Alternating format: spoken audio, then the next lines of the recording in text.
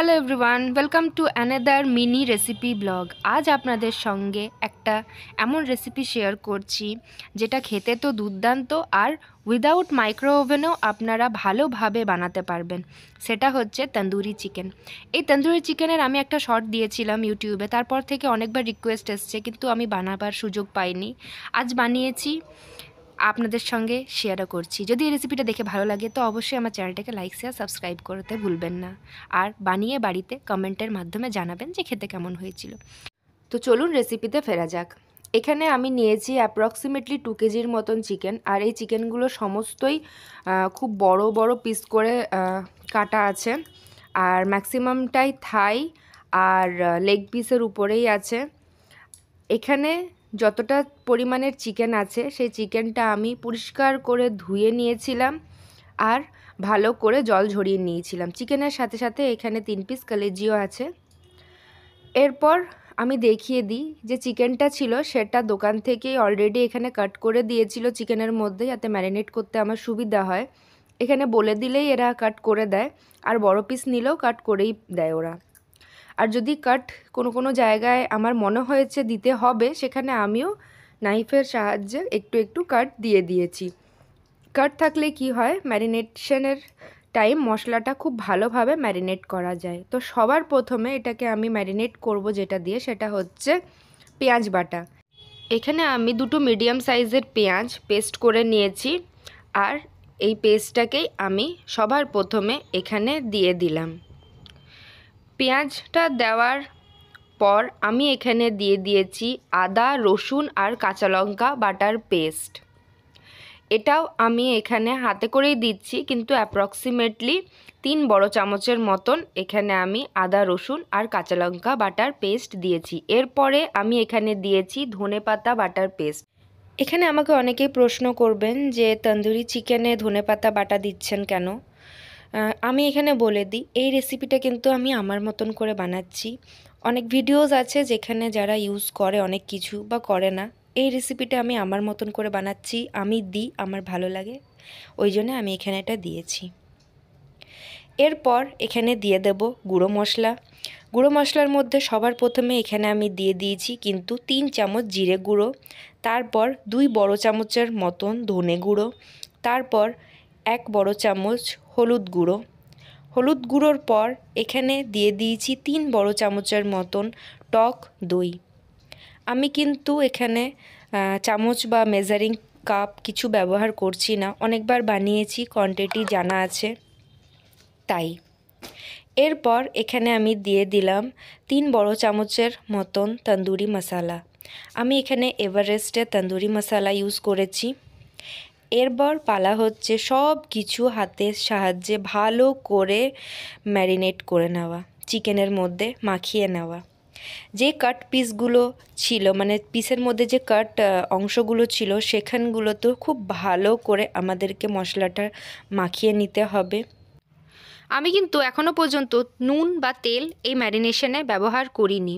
সম্পূর্ণ মশলাটা যখন মাখানো হয়ে যাবে, তারপর আমি এখানে 2 টেবিলস্পুন মতন সর্ষের তেল আরও একবার দিয়ে ভালো করে মশলাটার সঙ্গে চিকেনগুলোর সাথে মাখিয়ে নেব। আর নুনটা আমি যখন গ্রিল করব তখনই ব্যবহার করব, না তো কিন্তু জল কেটে যাবে। আর এই ম্যারিনেশনটা আমি 5 আওয়ার্স মতন রেস্ট করতে দিয়েছিলাম। আপনারা চাইলে ওভারনাইটও রাখতে পারেন, কিন্তু আমি এটা 5 to 5.5 আওয়ারের মতন রেস্ট করতে দিয়েছিলাম। তো আমার সম্পূর্ণ ম্যারিনেশন কমপ্লিট হয়ে গেছে। এবার এটা আমি রেস্ট করতে দেব।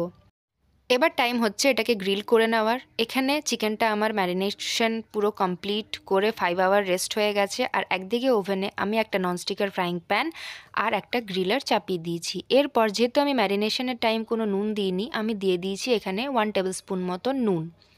তারপর ফ্রাইং প্যানটাতে আমি দিয়ে দিয়েছি বাটার। বাটারটা যখন মেল্ট হয়ে গেছে তখন আমি এর মধ্যে এক এক করে চিকেনের পিসগুলোকে খুব ভালো মতন মশলার সঙ্গে ডিপ করে আর বাটারের মধ্যে দিয়ে দেব। ফার্স্টে আমি 3 পিসই নিয়েছি, আর আস্তে আস্তে কিন্তু আমাদেরকে এটা ফ্রাইং প্যানে রেডি করতে হবে। ফ্লেমটা প্রথমে হাই রেখেছিলাম, তারপর এখন ওটা আমি মিডিয়াম টু লো করে দিয়েছি। চিকেনের যে নিজস্ব জুস বেরোবে তার সঙ্গে মশলাটার সঙ্গে চিকেনটা খুব ভালো মতন কুক হয়ে যাবে। এখানে আমি একটা স্প্যাচুলার সাহায্যে প্রথমে, যাতে ওটা না স্টিক হয়ে যায়, ননস্টিক প্যান তারপরে ওটা স্টিক হয়ে যাওয়ার চান্স থাকে, যাতে না হয়ে যায় তাই জন্য একটু চেক করে নেওয়ার পর এমনি একটা চিমটার সাহায্যে এটাকে পাল্টে দেব চিকেনের পিসগুলোকে এক এক করে। দেখুন এখানে কিন্তু মশলাগুলো আমার ভালো মতন চিকেনের সঙ্গে কোট হয়ে গেছে, আর মশলার সঙ্গে নিজস্ব চিকেনের জুসের সঙ্গে এখানে কিন্তু চিকেনটা আস্তে আস্তে স্লোলি কুক হচ্ছে। চিকেনটা কুক হয়েছে কিনা আপনারা কি করে বুঝবেন? এখানে আমি একটা চাকু নিয়ে নিয়েছি, আপনারা চাইলে কোনো চামচও নিতে পারেন।